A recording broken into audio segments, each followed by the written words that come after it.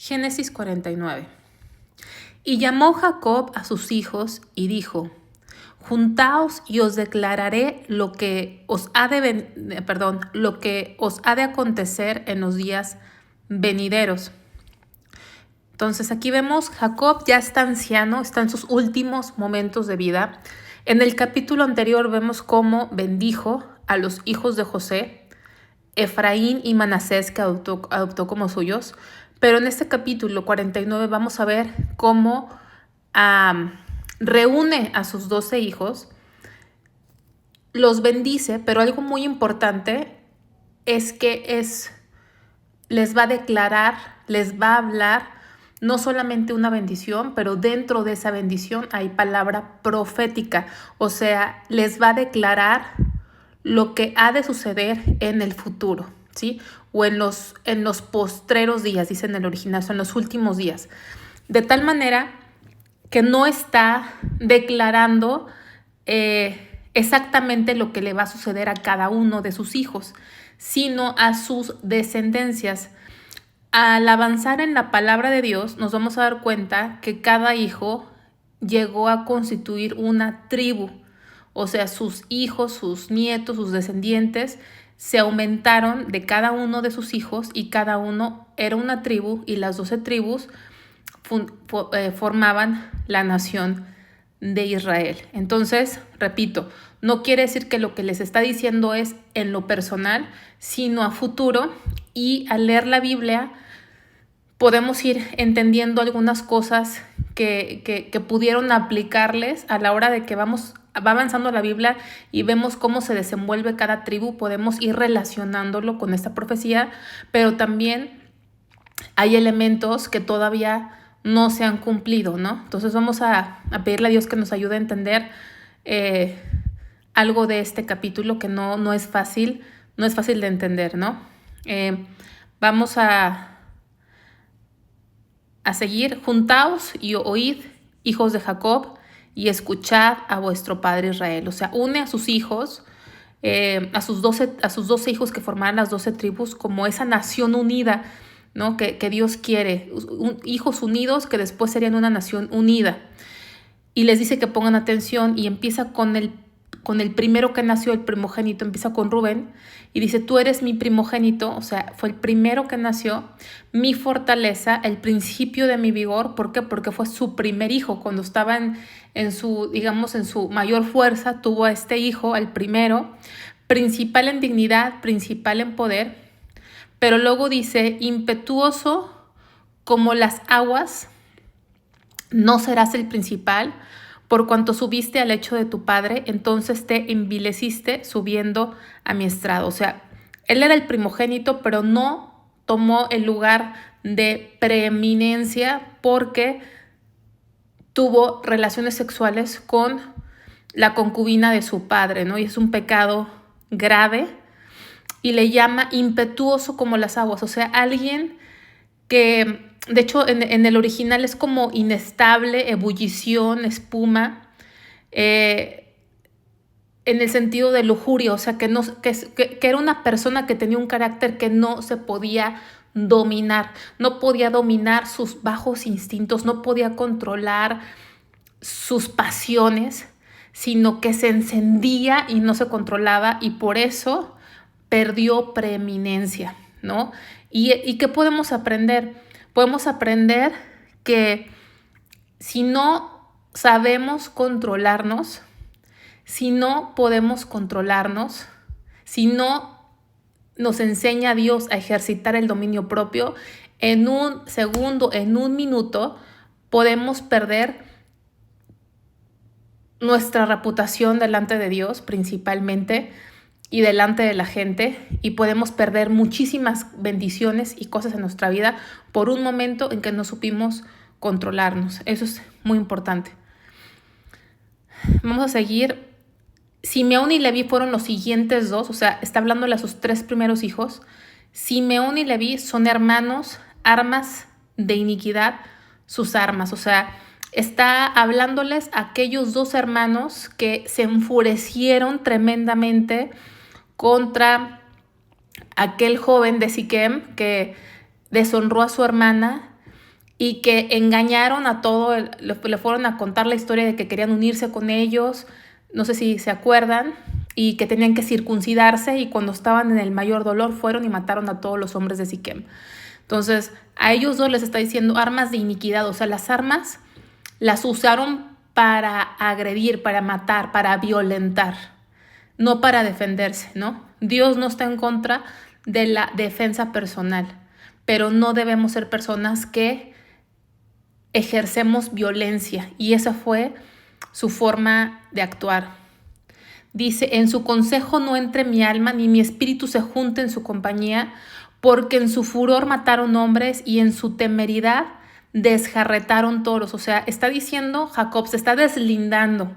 Él está diciendo, yo nunca les enseñé ese tipo de...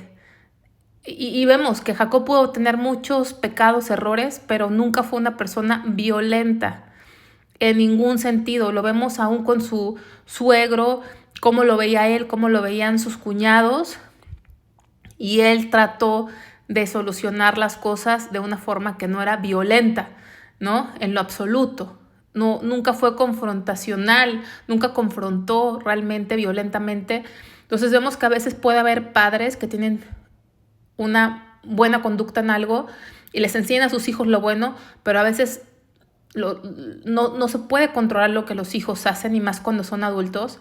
Entonces, por eso la Biblia nos enseña que hay una responsabilidad personal. Los padres están obligados a enseñar a sus hijos, pero los hijos tienen que tomar su propia decisión, y no va a ser responsabilidad de los padres las decisiones que ellos tomen equivocadas. Y aquí se deslinda Jacob, o sea, no entre hasta el hecho de su muerte, digamos que estremecía a Jacob lo que hicieron, porque lo que hicieron fue un acto terrorista. Yo creo que ese fue el primer acto terrorista de la historia, lo que fueron a hacer estos. Fue una masacre lo que hicieron estos dos hermanos. Dice, en su furor mataron hombres y en su temeridad desjarretaron toros, o sea, refiriéndose a lo mismo. Desjarretar es cuando le cortan a los animales los tendones para matarlos o para dejarlos inutilizados, y eso fue lo que hicieron, ¿no? Los hicieron que se circuncidaran para quitarles fuerza y después los mataron. Maldito su furor, que fue fiero, y su ira, que fue dura. Yo los apartaré en Jacob y los esparciré en Israel. Algo importante es que no los maldice a ellos como personas, sino a su furor, a su ira, esa venganza, ese odio. Es algo maldito, es algo desagradable a Dios. Entonces vino una consecuencia para ellos. Ahora, vemos que Dios está hablando proféticamente a sus hijos. No son los sentimientos humanos de un padre. Es muy diferente lo que un padre puede desearle lo mejor a su hijo, pero lo que tú le puedes desear, pues no pasa de un deseo. Lo que está hablando Jacob estaba siendo dirigido por el Espíritu Santo, estaba siendo dirigido por Dios. O sea, hubo un cambio. Dios trató con él en su vida, llegó a ser Israel príncipe de Dios, y estaba hablando palabra profética para cada uno de sus hijos. Dios hablando a través de él, que los iba a esparcir. ¿A quiénes? A Simeón y a Leví. Entonces, eso sucedió. ¿Por qué? ¿Cómo lo vemos que sucedió? Pues vemos que Leví no tuvo una tierra propia, sino fue puesto en 48 ciudades. Ahora bien, Leví, digamos que esta consecuencia se volvió bendición. ¿Cuándo se cambió a bendición? Porque Leví estuvo en 48 ciudades por el hecho de que Dios los escogió para ser sacerdotes de él, o sea, para ser ministros de él. Los escogió para estar dedicados a su servicio. ¿Y por qué los escogió?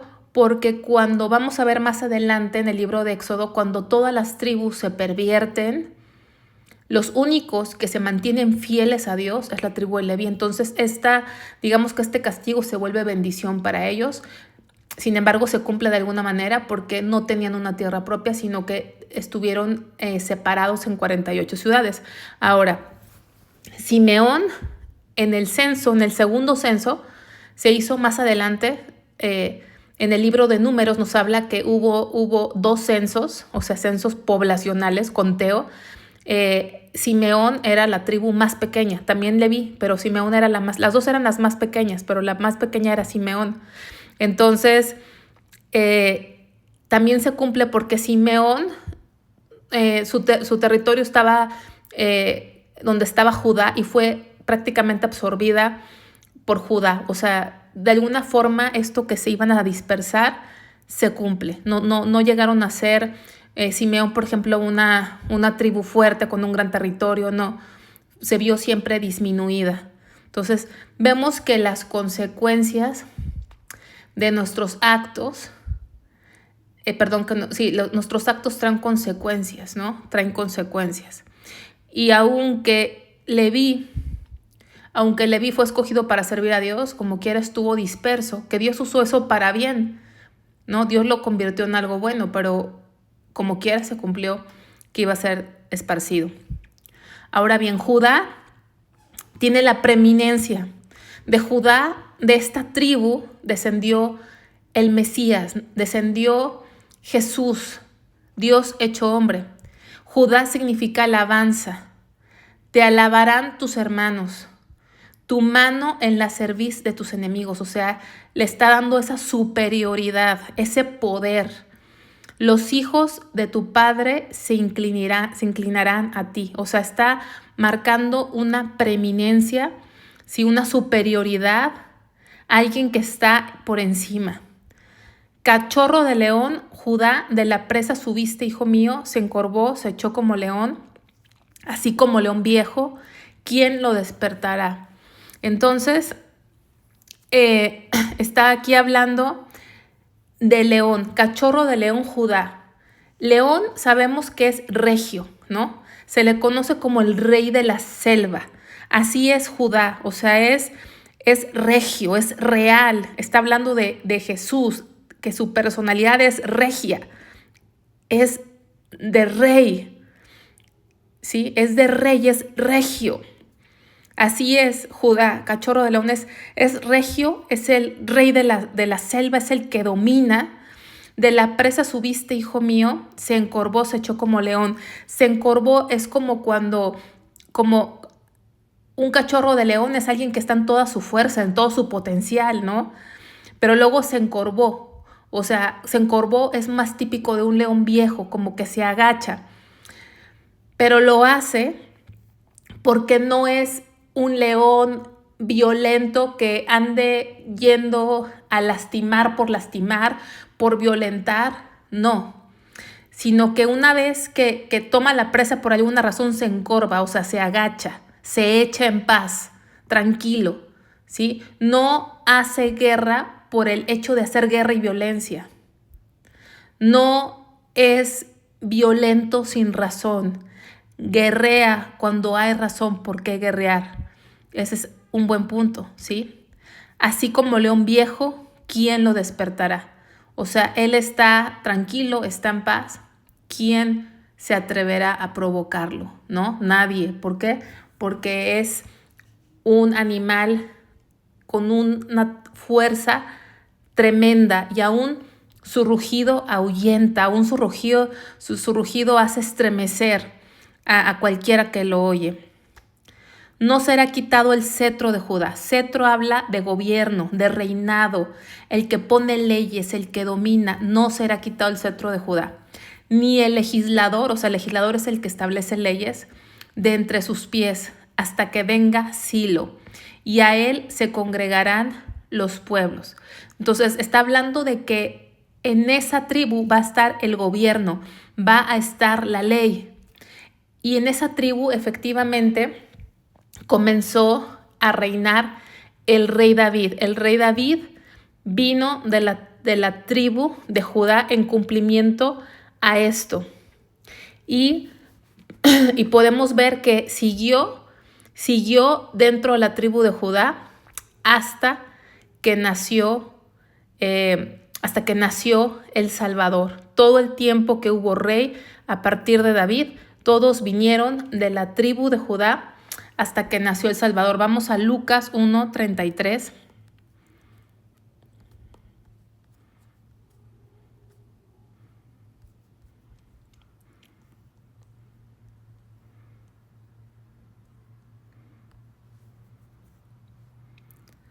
y reinará, vamos a ver desde aquí, y ahora concebirás en tu vientre y darás a luz un hijo y llamarás su nombre Jesús, está diciendo el ángel a María. Este será grande y será llamado Hijo con mayúscula del Altísimo, y el Señor Dios le dará el trono de David, su padre. ¿Sí? El rey David, escogido por Dios, vino de la tribu de Judá, y cada rey dentro de esa, cada rey del reino del sur vino de Judá, porque acuérdense que hubo una separación de Israel, ¿no? Pero los demás reyes descendientes de David vinieron de la tribu de Judá, y dice, y reinará sobre la casa de Jacob para siempre, y su reino no tendrá fin. Entonces, desde David hasta que nació Jesús, Jesús es de la tribu de Judá, y está diciendo que su reino es para siempre, su reino no tendrá fin. Ahora bien, si nos regresamos aquí a Génesis 49, nos pone una palabra que viene de un original que puede ser paz. Realmente no se sabe así a ciencia cierta su significado, Silo, ¿sí? Pero la raíz de la palabra también es paz, pero está haciendo referencia a Jesús. Hasta que venga Silo, Jesús, ¿sí? Y lo que quiere decir es, y a él se congregarán los pueblos. Si vamos, déjenme veo, si vamos a otra versión, estamos en la Reina Valera, pero por ejemplo, si vamos a la versión, a ver si puedo ponerla aquí. No, es que aquí no sé cómo se ponen las versiones. Estas las veo en inglés. En español. Español.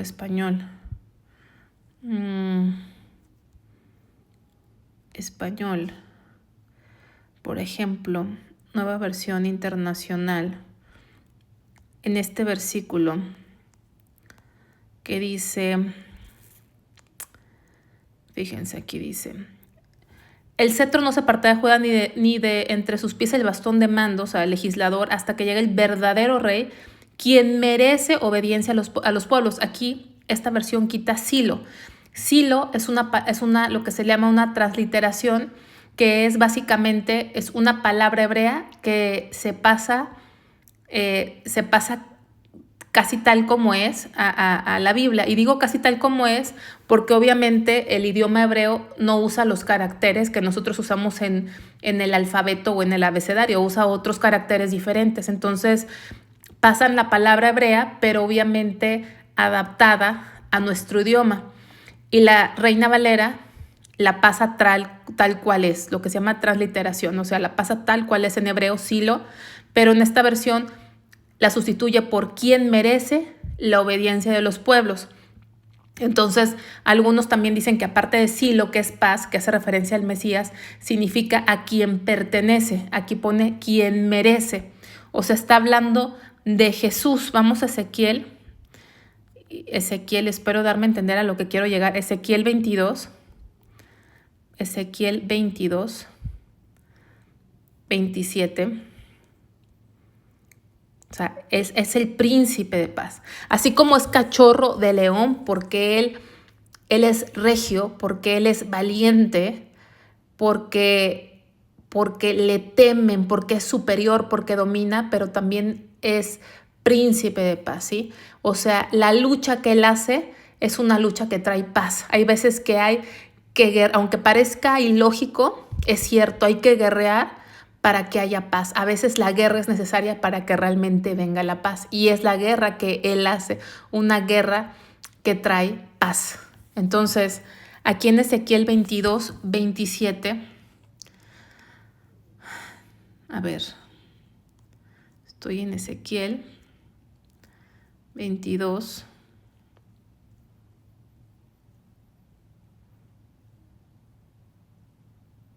A ver, esa no es la...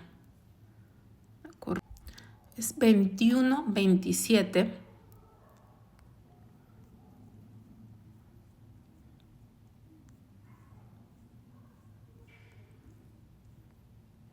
ruinas, ruinas, todo lo convertiré en ruinas. Esto no sucederá hasta que venga aquel a quien le asiste el derecho y a quien pediré que establezca justicia. Bueno, le voy a cambiar a la versión que estamos usando, que es la Reina Valera 1960, 27. Dice, arruina, arruina, arruina, lo reduciré, y esto no será más hasta que venga aquel cuyo es el derecho y yo se lo entregaré. O sea, está hablando de Jesús, pero fíjense cómo dice, hasta que venga aquel cuyo es el derecho y yo se lo entregaré. Hasta que venga el que tiene derecho. Hasta que venga el que tiene el derecho, el que se lo merece.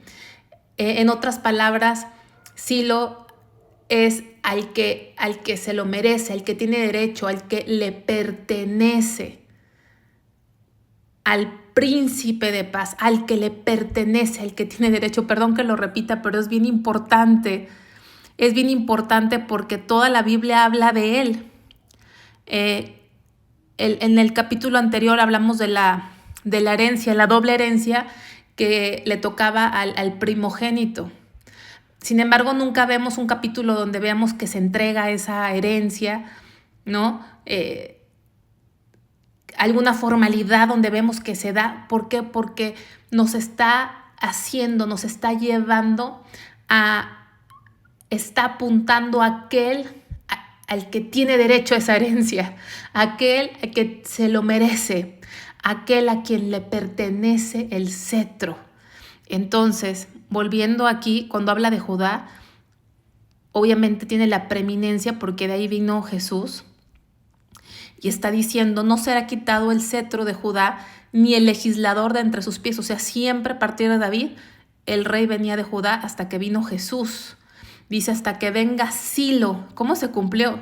Hasta que venga Silo significa príncipe de paz. Jesús, o también significa el al que le pertenece el cetro, al que le pertenece la ley, al que le pertenece el gobierno. ¿A quién le pertenece?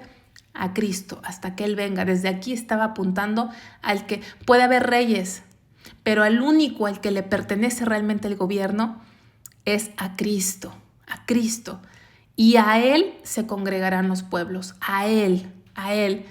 Y eso nos recuerda cuando nosotros nos congregamos, que vamos a una congregación, nos congregamos a Él, nos congregamos a Cristo, no nos congregamos hacia nosotros, aunque es bonito la fraternidad cristiana, es bonito el adorar a Dios entre hermanos, como dice el Salmo 133, pero no es a nosotros y no es al hombre, no es al nombre de una iglesia, una organización. Cuando nos congregamos a uno, a Él, al que se lo merece, al que tiene la preeminencia. De Él habla. Silo es Jesús, es el Mesías.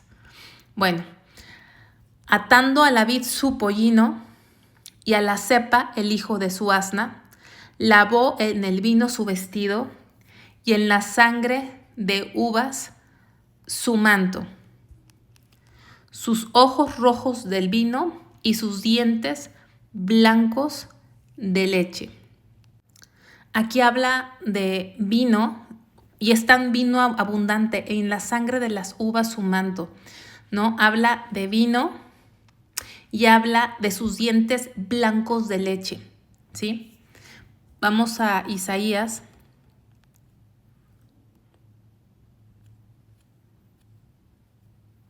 ¿Dónde está Isaías? Ese me perdió. Isaías 55.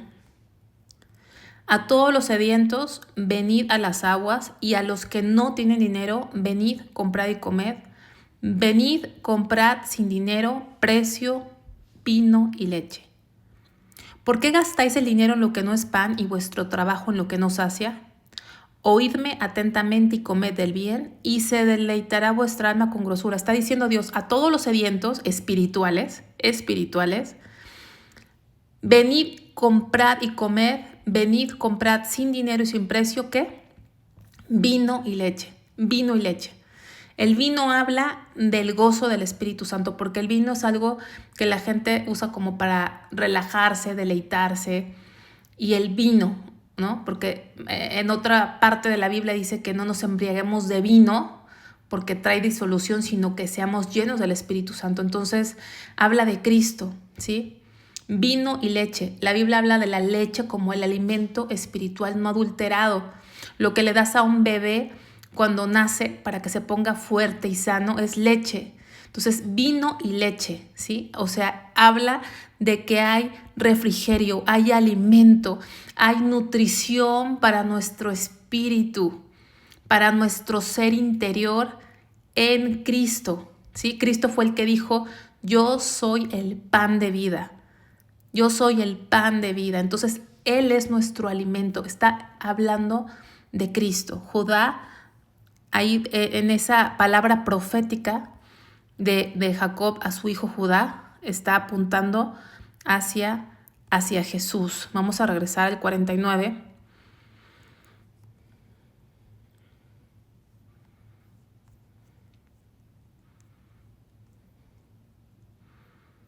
Lavó en vino su vestido. Sabemos que su sangre fue derramada por nosotros. Su sangre fue derramada por nosotros, pero en Apocalipsis también nos muestra al Mesías con su ropa con sangre, pero no sangre de él, sino sangre de sus enemigos, ¿sí?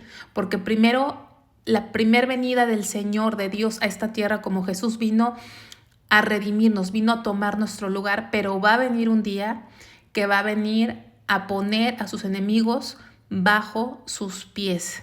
Pero nos estamos proyectando. Acuérdense que esta palabra hacia sus hijos fue profética y que al irse desarrollando la historia bíblica vamos a ver estas características en las tribus de Israel, pero también hay cosas que no han sucedido y que quizá no las entendemos totalmente, pero nos dan un panorama, nos hacen estar expectantes de lo que Dios va a hacer y en su momento las vamos a entender mucho mejor, ¿no? Entonces, habla de Cristo, su sangre redentora y ese vino y esa leche que es nutritivo y es abundante. Vamos a ver, y también esos dientes blancos hablan de su pureza, Vamos a Zabulón, al 13, Zabulón en puertos de mar habitará, será para puerto de naves y su límite hasta Sidón. Este es otro. Dice, en puertos de mar habitará. Aunque su territorio no limitaba inmediatamente con el mar Mediterráneo ni con el mar de Galilea, esta tribu de Zabulón estaba situada en algún punto que se veía beneficiado de las rutas comerciales más importantes, lo que lo hizo próspero. Aquí está diciendo que será puerto para puerto de naves. Hay gente que dice que el cumplimiento completo de estar situado pegado al mar quizá va a ser en el futuro, pero cuando estudiamos la Biblia, donde está ubicado la tribu de Zabulón, no era exactamente limitando con el mar, pero se entiende que donde estaba se beneficiaba de ese comercio marítimo de alguna manera. Como les digo, hay cosas que vemos que se cumplieron, o lo vamos entendiendo, y hay cosas que han de cumplirse y todavía no se han cumplido, ¿no? Isacar, ese es otro hijo que vino su descendencia a formar la tribu del mismo nombre, Isacar. Asno fuerte que se recuesta entre los apriscos y vio que el descanso era bueno y que la tierra era deleitosa, y bajó su hombro para llevar y sirvió en tributo. Dice, asno fuerte que se recuesta entre los apriscos. ¿Qué es aprisco? Son refugios que se hacen donde los pastores recogen, juntan al ganado para guardarlo, para resguardarlo del clima, de la intemperie. Esos son los apriscos. A lo mejor no es bonito que un papá te diga Isacar, porque así se llamaba su hijo, ¿va? Isacar, que te diga asno fuerte. Imagínate que tu padre te diga asno fuerte. Pero aunque pudiera sonar feo, los asnos están hechos para llevar cargas pesadas. Y eso nos hace pensar, o sea, Dios da la fortaleza, así como los asnos, para llevar esas cargas, para trabajar. A lo mejor tú te has sentido así como un asno, te has sentido como un asno fuerte que llevas cargas, a lo mejor laborales, financieras, familiares, emocionales, fuertes, pero la fuerza viene de Dios. Viene de Dios. Aunque vemos, y a lo mejor vemos como ese animal de carga, ese animal fue hecho, fue dotado para hacer ese trabajo por Dios.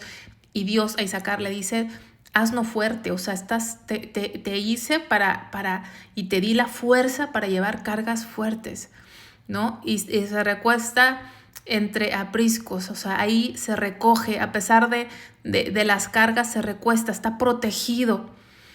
Y vio que el descanso era bueno y que la tierra era deleitosa, y bajó su hombro para llevar y sirvió en tributo. Entonces fue una tribu que trabajó duramente y prosperó. Y eso también le trajo tributos, ¿no? Siempre cuando tenemos más, también vienen más cargas económicas y más tributos, ¿no? Entonces eso es lo que podemos entender hasta ahorita de esta tribu de Isaacar, que repito, aquí le está hablando a los hijos que después con el tiempo se convirtieron en tribus. Vamos con el siguiente, Dan. Dan juzgará a su pueblo como una de las tribus de Israel. Será Dan serpiente junto al camino, víbora junto a la senda, que muerde los talones del caballo y hace caer hacia atrás al jinete. Tu salvación esperé, oh Jehová. Entonces, Dan, a pesar de ser descendiente de una concubina, porque Jacob tuvo 2 esposas y 2 concubinas, no por eso era inferior a sus hermanos. Por eso dice, juzgará a su pueblo como una de las tribus de Israel. O sea, no por haber nacido una concubina estaba a un nivel inferior, lo que está aclarando. Pero luego viene algo extraño, ¿no? Porque dice, será Dan serpiente. Serpiente junto al camino, víbora junto a la senda, que muerde los talones del caballo y hace caer hacia atrás al jinete, ¿no? O sea, la víbora es un animal astuto. O sea, es un animal que es silencioso, al contrario del león, que ruge. Es silencioso, se oculta y ataca y hace caer hacia atrás. Entonces, hay una historia más adelante, que pasa muchos años adelante, en el libro de Jueces, versículos 18 del 30 al 31. Vamos a verlo rápido.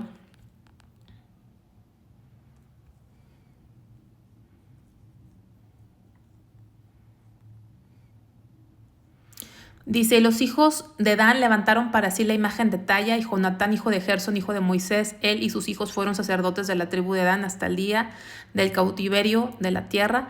Así tuvieron levantada entre ellos la imagen de Talla de Micaía, que Micaía había hecho todo el tiempo que la casa de Dios estuvo en Silo. Entonces, aquí vemos que Dan, años más adelante, hizo que cayera el pueblo en idolatría, porque dice que los hijos de Dan levantaron para sí una imagen de Talla. Sabemos que Dios no le gusta de la idolatría. Eso de hacer con nuestras manos esculturas y adorarlas es idolatría. Y Dios no le agrada. Y esta tribu hizo esta imagen de Talla. Entonces, dice que en el 31, así tuvieron levantada entre ellos la imagen de Talla que Micaía había hecho todo el tiempo que la casa de Dios estuvo en Silo. O sea, de alguna forma influenciaron al pueblo a irse para atrás, ¿no? Como dice aquí en Génesis,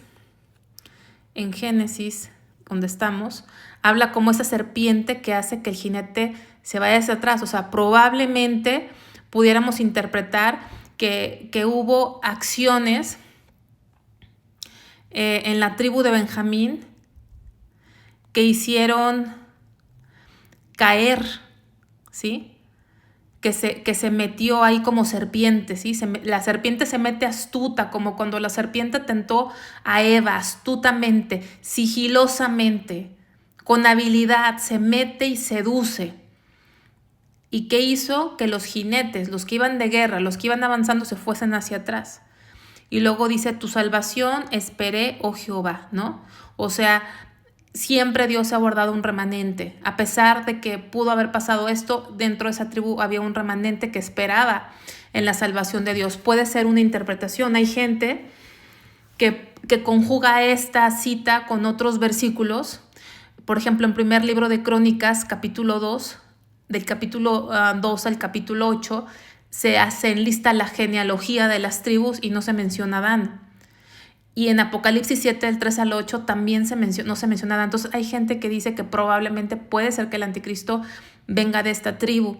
Realmente es difícil interpretar este tipo de enseñanza, pero ¿qué nos queda? Nos queda este recordatorio, ¿no? O sea, dentro de las tribus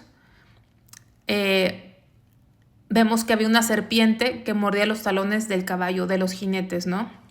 Entonces, también la Biblia, por ejemplo, me viene a mi mente que habla de que tengamos cuidado con falsos hermanos. Entonces, pueden ser cosas, pero creo que es importante tenerlo en la mente, estarlo meditando y no estar inventando, ¿sí? Aguas, mucho cuidado con estar inventando porque nos podemos desviar. También otra cosa importante de Dan es que donde estaban situados eran fácil presa de sus enemigos por la posición en la que estaban más expuestas que otras tribus, ¿no? Y también por eso decía, tu salvación esperé en Jehová, porque el territorio que les tocó los exponía a más ataques, pero pues ellos esperaban en la salvación de Jehová, ¿no? Gad, ejército lo acometerá, mas él acometerá al fin. O sea, Gad va a ser atacado, pero él va a prevalecer. O sea, no estamos exentos de lucha, no estamos exentos de a veces ser abatidos. Me viene a la mente este versículo que está en 2 Corintios 4, 8 y 9, dice, atribulados en todo, mas no angustiados, en apuro, mas no desesperados, perseguidos, mas no desamparados, derribados, pero no destruidos. O sea, Gad, ejército lo acometerá. O sea, va a venir en contra de él un ejército, mas él acometerá al fin. O sea, va a sufrir a lo mejor pérdidas temporales, pero la victoria final va a ser de él. Por eso este versículo podemos aprender de nuestra vida, porque esto no nada más nos habla de la tribu de Israel, nos habla acerca de lo que está haciendo Dios en nuestras vidas. Y podemos vernos, como dice 2 Corintios 4, a veces estamos angustiados, a veces estamos, atribulados, pero no angustiados. ¿Por qué no angustiados? Porque tenemos esperanza en Dios. Estamos en apuros, pero no desesperados. Perseguidos, pero no desamparados, derribados. Hay veces que estamos derribados y parece que no nos vamos a levantar, pero no hemos sido destruidos. Y Gad nos recuerda eso. El pan de hacer será sustancioso y él dará deleites al rey. Entonces vemos que hacer, que significa, su nombre, si recuerdan, significa felicidad. Dice aquí que iba a ser un pan substancioso, ¿sí? Substancioso. Y aquí habla también, vemos de alguna forma Cristo, claramente. Jesús dijo, yo soy el pan de vida, ¿sí? El pan de vida, el que tiene substancia, el que sacia. Y también sabemos que el único en el que Dios Padre tiene contentamiento, el único que es su deleite, es Cristo, es su Hijo. Entonces el pan de hacer será sustancioso y Él dará deleites al rey. Ahora, en lo terrenal podemos entender que hacer estaba más adelante, hacer cuando años más adelante, cuando salieron de Egipto y entraron a Canaán, que es la tierra prometida, y se repartieron tierras, les tocó una tierra donde era muy fértil, entonces pudieron ser muy prósperos y hacer manjares y pan y exportar y también servir al rey, ¿no? Entonces eso puede ser en lo natural, pero en lo espiritual pues está hablando de alimento y de gozo que solamente está en Cristo. Vamos con el siguiente, Neftalí. Sierva suelta, que pronunciará dichos hermosos. Esos 3 renglones. Neftalí, sierva suelta, que pronunciará dichos hermosos. Algo interesante es que mucha parte del ministerio de Jesús se realizó en esta área de la tierra de Neftalí. Vamos a Mateo.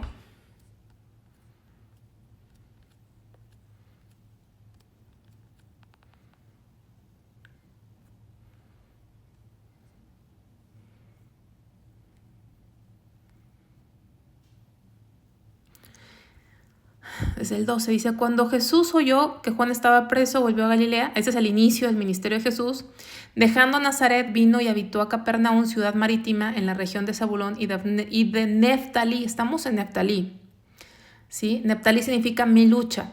Para que se cumpliese lo dicho por el profeta Isaías cuando dijo, tierra de Zabulón y tierra de Neftalí, camino del mar, al otro lado de Jordán, Galilea de los gentiles. El pueblo asentado en tinieblas vio gran luz, o sea, hablando de Cristo. Y a los asentados en región de sombra de muerte, mayúscula, luz con mayúscula, les resplandeció.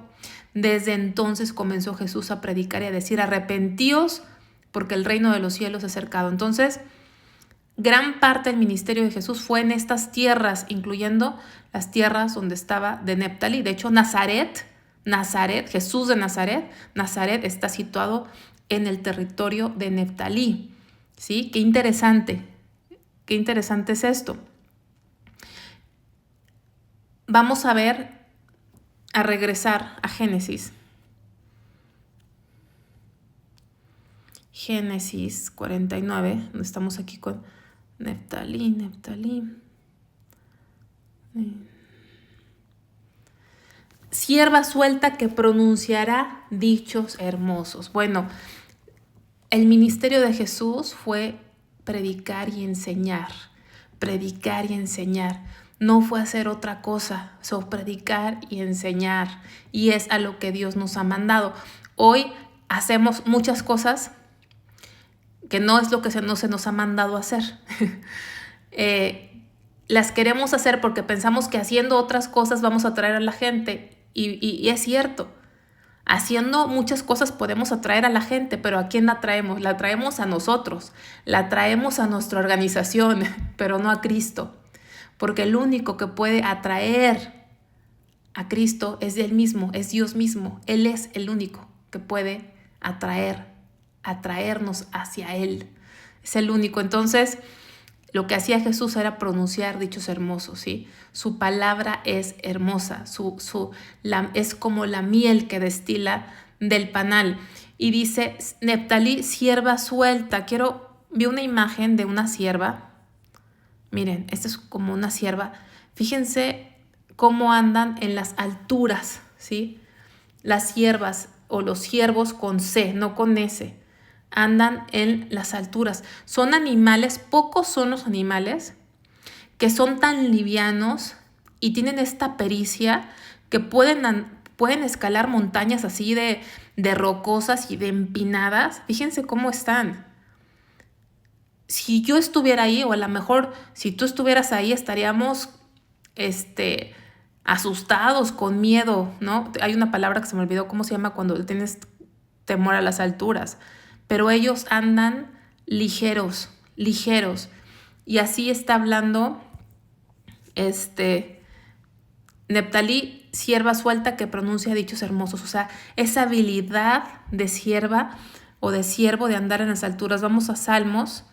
Me gustó mucho ver ese animal, porque así Dios nos quiere llevar a nuevas alturas. Él nos da esa capacidad que nosotros no tendríamos, de ir a alturas. Y cuando estamos en las alturas tenemos una visión que no tenemos cuando estamos abajo. A veces pasamos por el valle, pero Él camina con nosotros, pero Él mismo nos lleva a las alturas como siervas, que son livianas, son con mucha pericia, con mucha agilidad.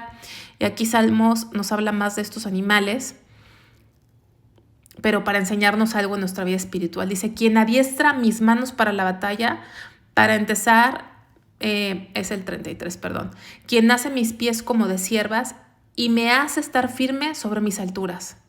¿Sí? Hace mis pies como de siervas, o sea, como esos animales, y me hace estar firme sobre mis alturas. Así es Dios, nos lleva a alturas con Él. Pero aquí, hablando acerca de Jesús, otra cosa que podemos recordar es que de esta tribu de Neftalí salieron jueces como Barak y Débora, que vamos a ver más adelante en la Biblia, que fueron siervos de Dios que trajeron liberación al pueblo de Dios. Entonces, vemos cómo se va cumpliendo todo esto, pero más que en las personas, pues apuntando hacia Cristo, hacia Cristo. Esa es la interpretación perfecta hacia Él, hacia Cristo. Entonces, vamos a seguir donde estamos.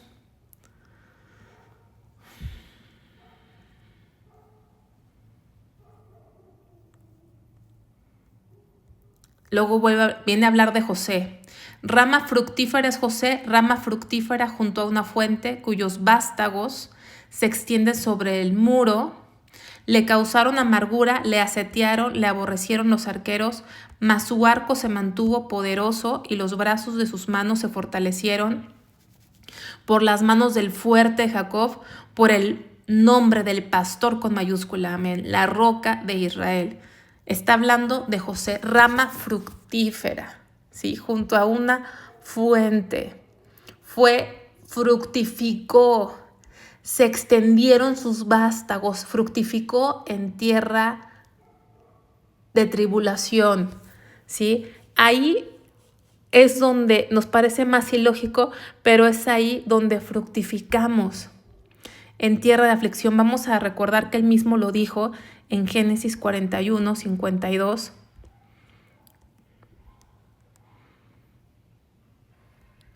Y llamó el nombre del segundo, o sea, de su hijo José, Efraín, porque dijo, Dios me hizo fructificar en la tierra de mi aflicción. A veces nos parece el tiempo de aflicción el peor, que no tiene sentido. Pero para el Hijo de Dios, la aflicción es cuando más fructificamos. ¿Y cuál es el fruto? Cristo.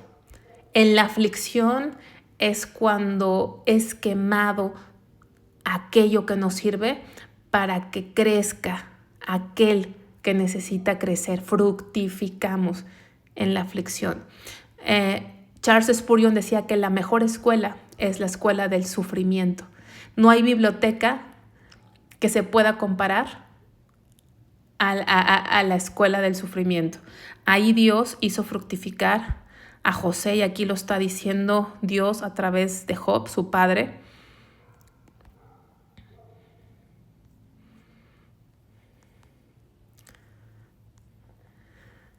Dice, le causaron amargura, le asetearon, o sea, le tiraron flechas, le tiraron a muerte los arqueros. Mas su arco se mantuvo poderoso. ¿Cuál es su arco? Es la fe, la fe. La fe es lo que nos mantiene. No hay otra cosa más que la fe. Entonces su arco se mantuvo poderoso, es la fe, ¿sí? La fe en lo que Dios le había dicho. Parecía todo lo contrario, parecía que se estaba hundiendo más y más, pero él tenía fe en lo que Dios había dicho. Los brazos de sus manos se fortalecieron. Alguien contaba alguna historia de que Dios le dijo a una persona, empuja esa roca pesada, quiero que la empujes, y la empujes, y la empujes. Y pasaba tiempo, y no se movía ni un milímetro esa gran roca, ¿no? Y entonces él le preguntaba a Dios, ¿por qué me pediste que empujara esta roca? Yo creo que muchos lo han escuchado, y no se mueve, no puedo. Y le dice a Dios, es que yo nunca te dije que la movieras, sino que la empujaras, porque empujarla te iba a dar fuerza. Y es lo que Dios hizo en la vida de José, o sea, fuerza, brazos se fortalecieron. Las aflicciones nos fortalecen. Nuestra fe, mucho más preciosa que el oro tiene que ser probada. No hay forma de fortalecernos. Tienes que ir al gimnasio para hacer músculo, para fortalecerte. Hay dolor, hay sufrimiento, hay entrenamiento. Entonces, Dios nos pasa por aflicciones, pero nos fortalece. Pero no es nuestra fuerza. José no pudo hacerlo en sus fuerzas. A veces cuando vemos a estos hombres de Dios, pensamos, wow, son superhéroes, ¿no? Superhéroes, José, todo lo que pasó, lo que aguantó, no guardó rencor. Pero ojo, no era José, era Cristo en la vida de José. Por eso aquí dice, por las manos del fuerte, con mayúscula, de Jacob. Entre paréntesis, por las manos del pastor, la roca de Israel. Cada que Jacob, bueno, cuando Jacob tuvo ese encuentro con Dios, hizo un maján, o sea, hizo como juntó rocas, piedras, en memoria de ese acontecimiento, y lo vemos que se repite esa acción en varios pasajes de la Biblia. ¿Por qué? Porque es en honor a Dios, que Él es la roca, o sea, Él es el fuerte, el inconmovible, el que nos sostiene cuando no nos podemos sostener. Entonces aquí está diciendo que por Él, el pastor estuvo con Él, acuérdense. El pastor, ¿por qué hay tantos pastores de animalitos? Porque nos está enseñando que hay un pastor con mayúscula, el príncipe de los pastores, que pastorea a su rebaño. Y aunque fíjense, les he comentado, José fue el único patriarca que no tuvo una aparición de Dios, no se le apareció Dios, pero estaba siempre el pastor, ¿sí? Jacob está hablando de José por el nombre del pastor, o sea, Dios nunca se le apareció a José como se le apareció a Abraham, como se le apareció a Isaac, como se le apareció a Jacob, pero lo estuvo pastoreando en todos esos años que pasó en el valle de sombra y de muerte. Por el Dios de tu Padre, el cual te ayudará, por el Dios omnipotente. Es la sexta y última vez en Génesis que se habla de Shaddai, el Dios todopoderoso, omnipotente es todopoderoso, el cual te bendecirá. ¿Sí? La Biblia es para conocer a Dios, Él es todopoderoso, no hay nada difícil para Él. Él te va a bendecir, tú no tienes que buscar las bendiciones, tú búscalo a Él y Él te va a bendecir como Él quiere y cuando Él quiere. Él lo va a hacer con bendiciones de los cielos de arriba. Son las bendiciones que necesitamos, no de las terrenales, sino las que vienen de los cielos, ¿sí? Del Padre de las luces. Con bendiciones del abismo que está hasta abajo, o sea, habla de la amplitud, de la anchura, de la profundidad de esas bendiciones, con bendiciones de los pechos y del vientre. O sea, es una totalidad completa, Jehová Shaddai, ¿no? Jehová Shaddai. Luego sigue diciendo, las bendiciones de tu padre, o sea, ¿quién es el padre de José? El mismo Jacob, ¿verdad? Las bendiciones de tu padre fueron mayores que las bendiciones de mis progenitores. Hasta el término de los collados eternos serán sobre la cabeza de José y sobre la frente del que fue apartado entre sus hermanos. Está diciendo que él tuvo más bendición que sus padres Abraham e Isaac. ¿Por qué? Porque él, un engañador, un mentiroso, el que tuvo la peor conducta, fue grandemente perdonado. Esa es la mayor bendición. Miren, vamos a Lucas.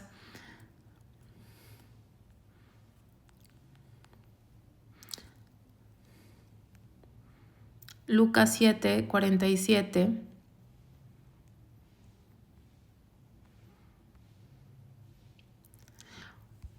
Por lo cual te digo que sus muchos pecados le son perdonados, porque amó mucho, mas aquel a quien se le perdona poco, poco ama. Así se sentía Jacob.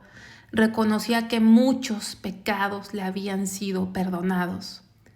Entonces, al que reconoce lo mucho, ama más. ¿Cuánto se te ha perdonado? Cuando nos seguimos sintiendo no tan malos, mejores que los demás, nos limita. Dios tiene que revelarnos primero cuál es nuestra condición para poder realmente vivir agradecidos y ver la bendición. Hay muchos que andan buscando la bendición material, cuando la mayor bendición es el haber sido perdonados de tanto pecado y ofensa que hemos hecho toda nuestra vida, aún como creyentes, lamentablemente, hacia Dios. Y él se sentía más bendecido. Por eso él se sentía más bendecido que sus padres y estaba reconociendo la bondad de Dios para su vida. Benjamín, fíjense, Jacob hablaba amaba muchísimo a Benjamín, al grado que Judá dijo cuando José quería que se quedara Benjamín en Egipto, dijo, mi papá se va a morir, mi padre se va a morir del dolor. Pero aquí fíjense cómo no estaba hablando Jacob como papá, porque si no le hubiera echado muchas porras a Benjamín, cosas bonitas. Pero es un poco impresionante lo que dice, porque dice es lobo arrebatador. En otras versiones dice lobo feroz. O sea, imagínense ustedes la imagen de un lobo. La imagen de un lobo es espeluznante, es de temor, ¿no? A la mañana comerá la presa y a la tarde repartirá los despojos. Entonces, por ejemplo, Saúl, el rey Saúl, que se ensañó contra el rey David años más adelante, venía de esta tribu, ¿no? Pero también podemos recordar que el apóstol Pablo también venía de la tribu de Benjamín. Pero también esta tribu fue conocida por ser muy, ¿cómo se podrá decir? Violenta, muy fuerte, muy guerrera en extremo, o sea, hasta como un lobo que es medio siniestro, o sea, que da temor. Vamos a ver que esta tribu fue conocida por ese carácter, ese comportamiento. Vamos a ver aquí un ejemplo en Jueces 20, 21. Saliendo entonces de Gaba, los hijos de Benjamín derribaron por tierra aquel día 22,000 hombres de los hijos de Israel.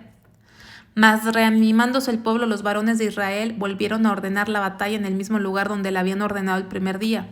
Porque los hijos de Israel subieron y oraron delante de Jehová hasta la noche y consultaron a Jehová, ¿volveremos a pelear con los hijos de Benjamín, nuestros hermanos?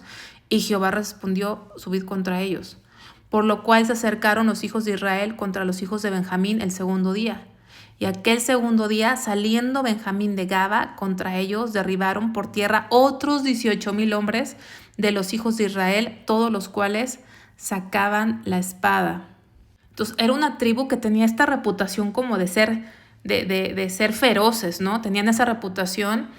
Y también recordar, por ejemplo, que el apóstol Pablo vino de esa tribu, según Filipenses 3:5, Romanos 11:1, y podemos decir que espiritualmente se cumplió en él la profecía. Un comentario de Agustín de Hipona dice que acerca de Pablo, dice que esta profecía se cumplió en la vida de Pablo, pues en la mañana de su vida devoró la presa como perseguidor, ¿se acuerdan? Mataba a los cristianos, pero en la tarde de su vida repartió los despojos como predicador. Ese fue un comentario de Agustín de Hipona respecto a Pablo, ¿no? Haciendo referencia a esta profecía, cómo se cumplió espiritualmente en Pablo, que era devorador, o sea, devoraba, déjame regreso a Génesis, perseguía a los cristianos como lobo, o sea, los perseguía con una dedicación mortal.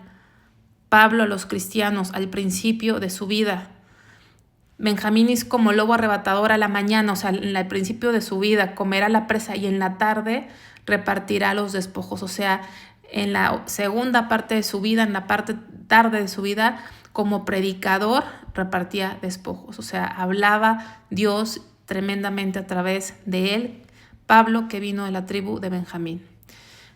Ahí termina de hablar sobre sus hijos. Acuérdense que esta bendición, tal vez más que bendición, era como una palabra profética de parte de Dios a cada uno de sus hijos, que vinieron a ser las 12 tribus de Israel. Estamos terminando. Todos estos fueron las 12 tribus de Israel. Acuérdense que José no se menciona porque sus hijos lo sustituyeron, ¿sí? Entonces hubo, digamos, 13 tribus, pero se dice 12 porque el número 12 es número de gobierno. Y en la realidad, cuando se lograron entrar a la tierra de Canaán y se repartieron tierras, se repartieron entre 12 tribus, no entre 13. ¿Por qué? Porque la tribu de Leví no contaba como entre las 12, porque tenían un llamado muy diferente, muy especial de parte de Dios. Todos estos fueron las 12 tribus de Israel y esto fue lo que su padre les dijo al bendecirlos. A cada uno por su bendición los bendijo. Ok, aquí ¿qué podemos aprender?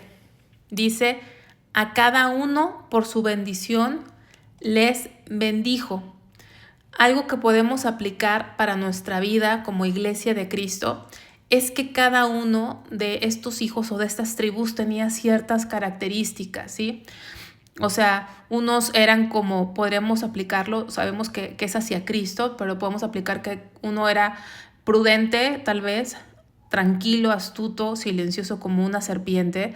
Otro era como el león, otro como el ciervo, ágil, andar en las alturas. Otro era como asno, capaz de llevar muchas cargas. Cada uno tenía ciertas características. Y eso es lo que somos como pueblo de Dios.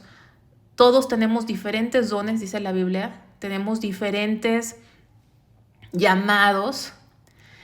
Dios nos ha dado diferentes dones y talentos y nos complementamos como pueblo. Somos diferentes, pero nuestras diferencias Dios las puso a propósito para que Él sea glorificado de esta manera. Entonces no somos iguales y todos somos necesarios, todos. ¿Sí? Todas las cosas que Dios ha depositado en nosotros, el carácter que nos ha formado, que somos distintos, todos Dios nos ha hecho de esa manera, con un propósito y con un plan, ¿sí? Bueno, les mandó luego y les dijo, yo voy a ser reunido con mi pueblo. Sepultadme con mis padres en la cueva que está en el campo de Efrón el Eteo. Sí, los eteos que aquí hablan son los famosos hititas de la historia, ¿sí? Es lo mismo eteo que hitita. Entonces, ese lugar es la cueva de Macpela, la que compró Abraham.